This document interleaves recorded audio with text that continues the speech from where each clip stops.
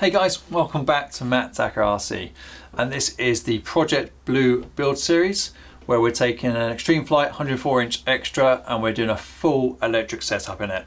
This, I believe, is probably the 5th build video. We've done the initial unboxing, talk about the project. I've just recently done a special on weighing all the components, like a petrol setup compared to the electric setup. That had a surprising result. So make sure you've checked out those videos or jump below to the description below where the playlist is there.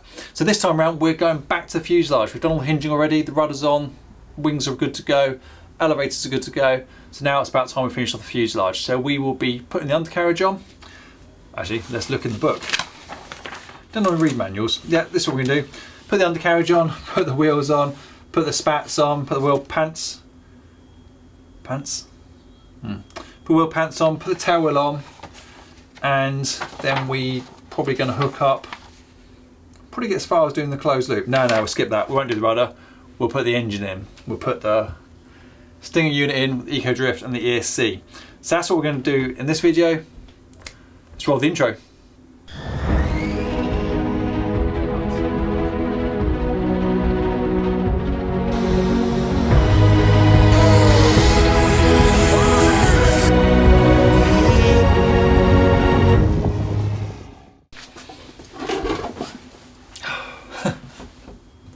So I'm laughing because I just had to find the bits for this. So how could you possibly lose an undercarriage that size? It's on a different shelf. But never fear, I found it. So let's have a look. Get rid of that.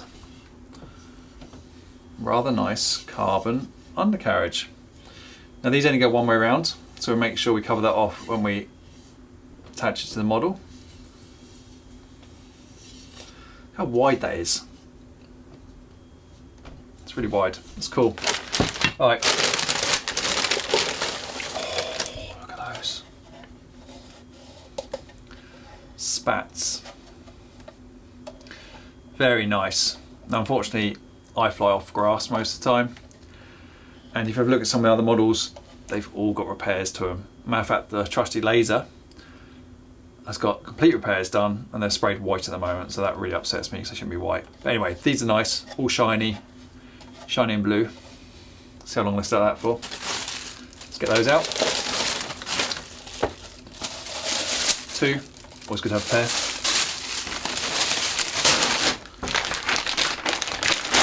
Try and tie up as we go. Tail wheel. Well, actually it's a 100cc class tail wheel assembly, which I've just realised doesn't include the tail wheel. There must be a tail wheel around here somewhere. Alright, we'll worry about that in a minute. Main wheel, axles, bolts. Again, I love the fact they label it. Come myself. Bolts for main landing gear. Yep, looks good. See, I was right. I was right. Wheel pants. Just makes me laugh. Childish. Okay, and yeah, check those out. Nice. Make sure those bolts are tight. Size A, 4.5 inch. Bouncy. 2, useful. What are these? These are the pants. It is Sunday. It's quite late as well. I'm losing it a little bit. Okay. Ooh. Now these do look nice. I must admit, when they don't look nice right now. They look like nothing. But when they're on the model, slid onto the undercarriage, going up against the fuselage, they do just finish it off. It's normally used like a rubber type of glue to put these on. They have a rubber seal, which awkwardly you have to split yourself. That's gonna be fun.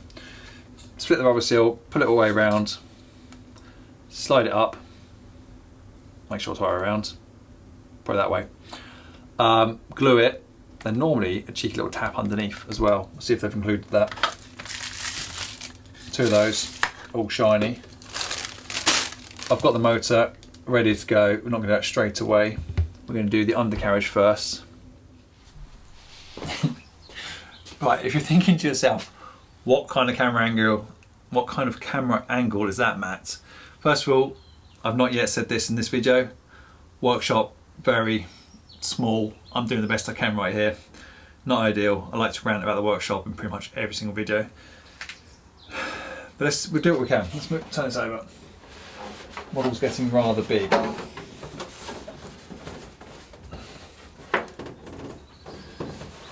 Actually, before we do that, let's just take this off before it falls off.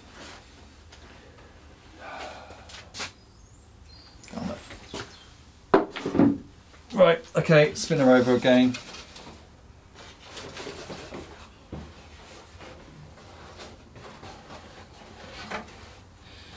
Oh, got some panels missing. Gotta find those as well. Dusty. Right, can you see that? You can see that. Right, okay, I will adjust the camera angle very slightly because we're working here. We're going to be sticking I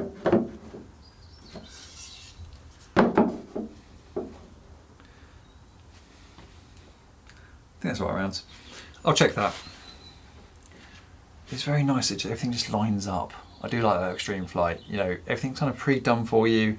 It's just a case of putting the bolts in, tightening it up, bit of Loctite. Even here, pre-drilled. Find the hatch, put the screws in. Again for the rear one. That's where the pipes would have been. No pipes in this one. It's electric. Right. Let me check that and find the screws. Okay guys, so the undercarriage is on. We've assembled the wheel cuffs, put the rubber around there. I've not glued them yet because I've run out of silicone glue, but I'll show you a little trick for those in a minute. Other one on as well. And then we've put the axles in, and the wheel pants or spats are on as well. Just gapped it with the collets in here. I had to take this one off earlier on, so the nuts for the collets, or the threads for the collets are the other way around. So this just wants rotating. That's looking good. And of course down the other side as well. I've not yet applied any Loctite to these bolts. I'll do that right at the very end once I'm happy everything's in place. So next step really is to get these glued on. Now the trick here, these cuffs, is to get them up tight, then put a piece of masking tape around the undercarriage, and then pull these back over the masking tape, glue on the inside of the tape with the silicone glue, then squeeze them back down, and then pull the masking tape off afterwards. So you'll get a nice clean line from the tape. Guys, so I thought we'd just take a quick look at the tail wheel. So that is the next step. So nice little assembly here. Again, carbon fibre to match the undercarriage. Screw pack, a few bolts in there, and obviously the connector which goes from the tail wheel to the back of the rudder to make it steerable, and the mount for the wheel itself. So I'm missing the wheel at the moment, but I've got one of those on order. So let's get this on the model. Okay guys, update for you. So the tail wheel assembly is now on. Nice and easy and quick to do. I found a spare tail wheel. That's off an old pattern model. It's roughly the right size, probably a little bit too wide, probably about 5mm, but it'll do for now. Hooked up the rod as well, so the wheel moves with the rudder. Jobbed. I'm still waiting for the silicone, so I can glue the cuffs on the undercarriage. I've put the two plates on that were missing before. I've not opened up the hole in the second one. It's not really needed. I'm not going to say this is a full electric setup, no pipe going in, but I've just opened up the holes in the first one, so as the airflow's going through the cowl, hopefully called the ESC, it's got somewhere to escape out of the back. So next up is it's not good English. Next up I'm going to mount the Stinger unit. So Jim supplies a template for it. This firewall's already been drilled out for a DA100 I believe, but I've just cut this out quickly so I can measure out exactly where to drill the holes for the Sting unit. So I'm going to flip the model over, drill out those holes and bolt it on for the first time. This is a bit I've been waiting for. There you go guys, the Stinger is mounted and looking pretty good. I'm pretty pleased with that. I did make a small mistake when it came to drilling the holes. Jim very kindly provides a template, actually provides a whole lot of documentation which I'll cover later on, including a template for drilling out the prop, which we'll do later. But he provides a template for the F1. Now I printed a template and I made a crucial mistake of not checking it afterwards, not checking the measurements, and my printer printed it slightly on the small side. So I drilled the holes, it didn't fit, I then had to plug the holes and re-drill it. But it's all good now. So there's my template. Let's say I should have measured it. Jim does provide a document telling you to check it and measure it because some printers print differently. But the next thing really is I want to see how the cowling fits and how far out, how much space we've got really for the prop. How far out does this section come here? If it's too far, it's not going to look very nice. Just needs to be about right so the spinner sits nicely. So have a look at the red one here. On the floor, you can see the spinner sitting really nicely, nice gap there. Obviously a slight angle because there's a bit of thrust in there. Sorry for the thrust line, counteract the thrust line. But let's see if this one will look the same. So let's go and get the cowling and put it on.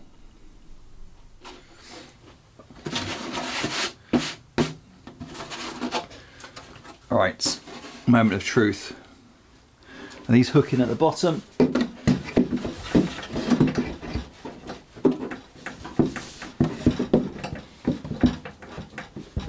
Always hard to do when you're on camera. There we go.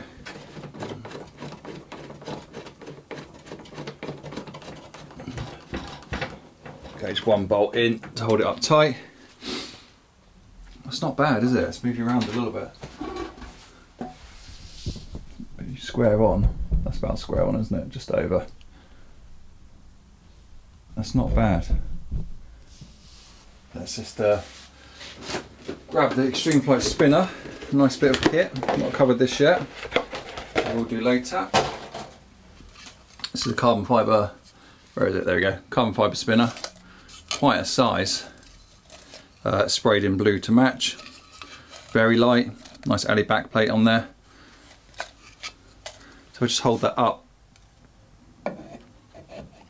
There we go. It's not bad. Obviously there's a slight angle for the thrust, which we'll try when we fly it. There's probably about 6mm gap at the closest point here. So I could drop it back slightly, but to be honest with you, I think I'll try that first because I might have to adjust the thrust line. But yeah, pretty pleased with that. While we're here, we may as well get the canopy on and have a look at the model. Alright, canopy.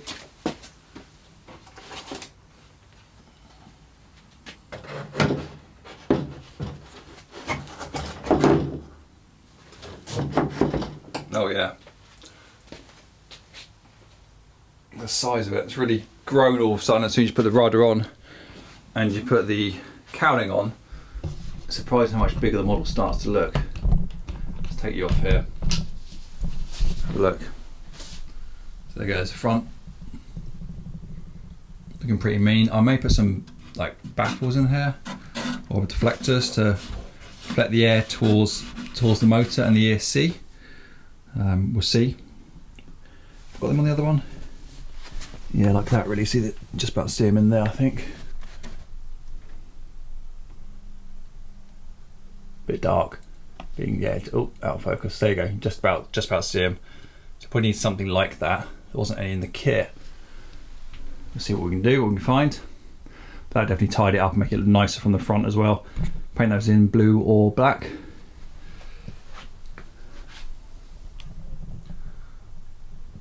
There we go. So I've still got the protective film on here at the moment. I won't pull it off just yet until we're a bit closer.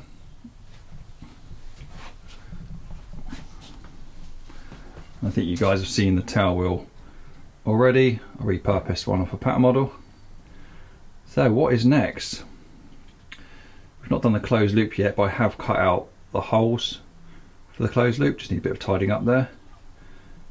say cut out, it's just a case of cutting the covering off, because all the holes are pre-cut, including there's also a rear servo hole here as well, and servo mount if you want to mount the rudder servo right at the back of the model, but we're not doing that in this one, we're bringing it to the front.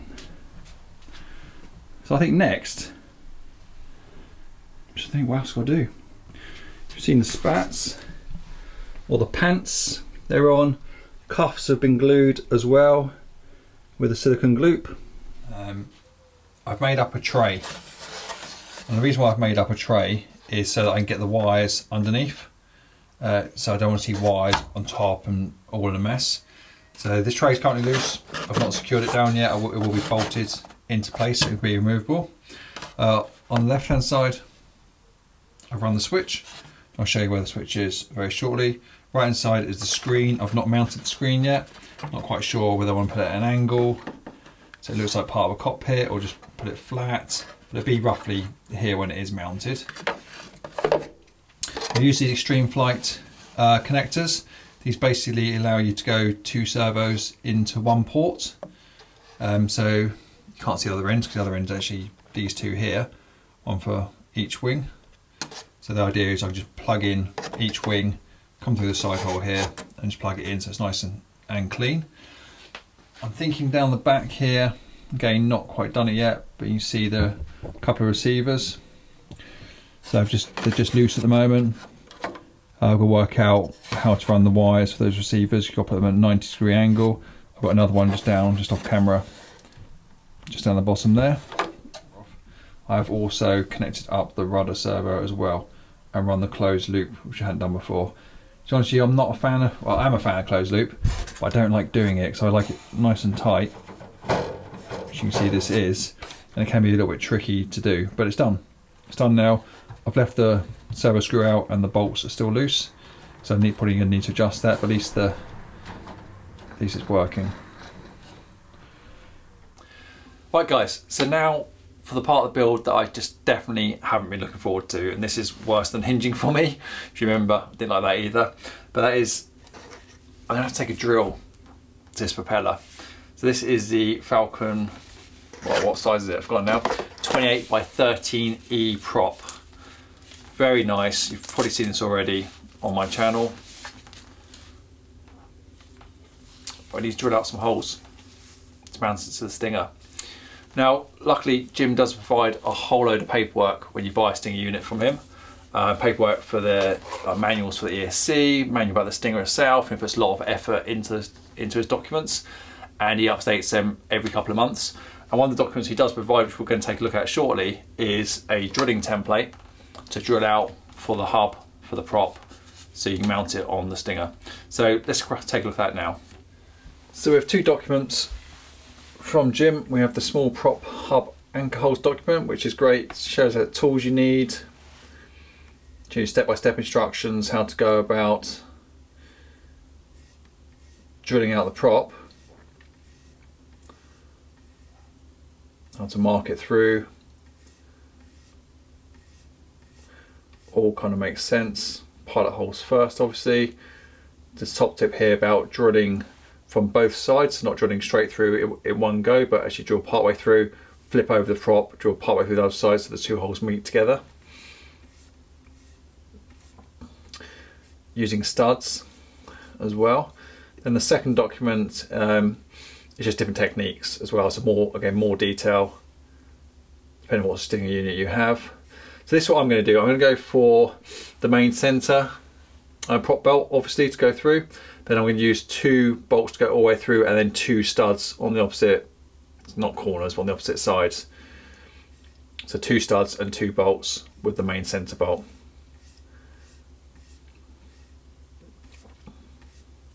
What could possibly go wrong?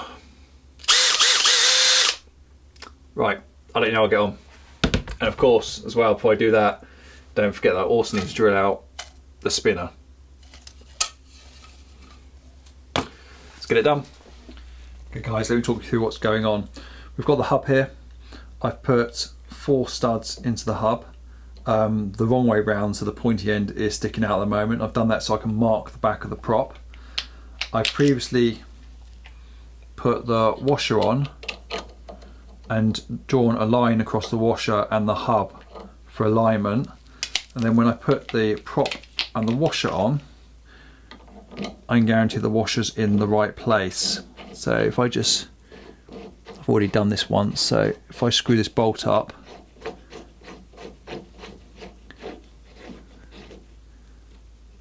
just check that's in the right place, yeah, and nick it tight. Now with the 3 lines aligning,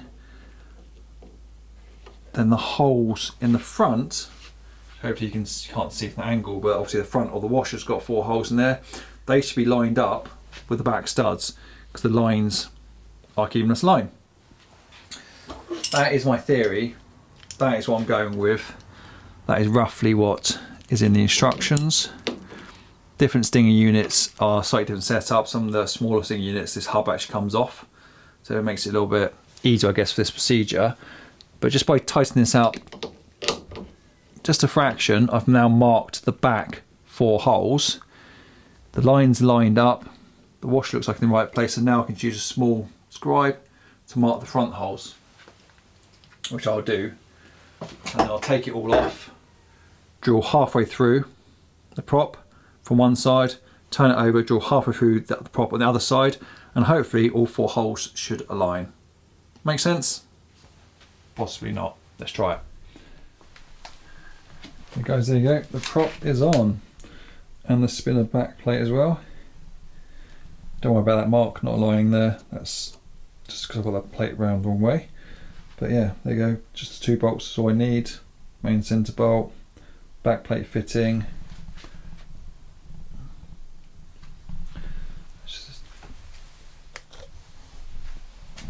Not sure I can do this one-handed. Let's try. Make sure this fits as well.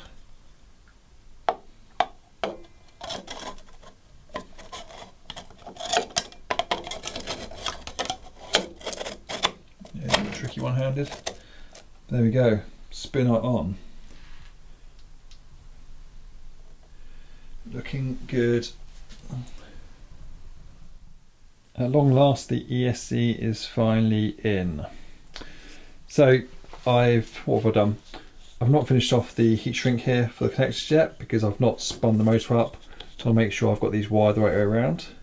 But I'll do that once we know the prop's going the right way.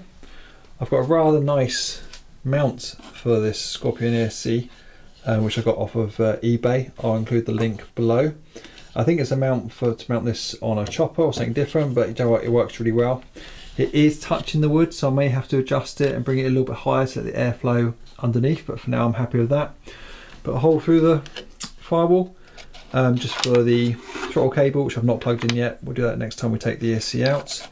And of course I still need to put the correct connectors on the end, but that I'll do that once they turn up, and probably run that wire this way. But no, overall I'm happy with that. Okay guys, so that is about it for part 2 of the build series. We got a lot done. Let's have a quick recap. We hinged everything in the previous build series, but in this one we started off by fitting the undercarriage, put the wheel pants on, the wheel cuffs on, so childish. We've mounted the StinGR unit, we've just mounted the ESC as well, we've drilled out the propeller, we've drilled that back plate of the spinner, we've put all of the PowerBox system in as well. And don't forget, I did a separate video on the quick start guide, really, or getting to know the PowerBox. Still gonna do more configuration on that. So that's what we're gonna do next time around. In part 3, we're gonna put the wings on, connect all the servos up, configure the PowerBox, configure the transmitter. We're gonna work out the CFG as well, work out where our flight pack's gonna go and our main battery packs. And that's probably about it. Oh, yeah, and very importantly, stick on the stickers, put on the graphics package, and we should be ready to go. So part 3 will be the last part in the build series. Then after that, it'll be the maiden flight. So join me, please subscribe, click, follow, do all the things you know how to do. See you next time around. Thanks a lot.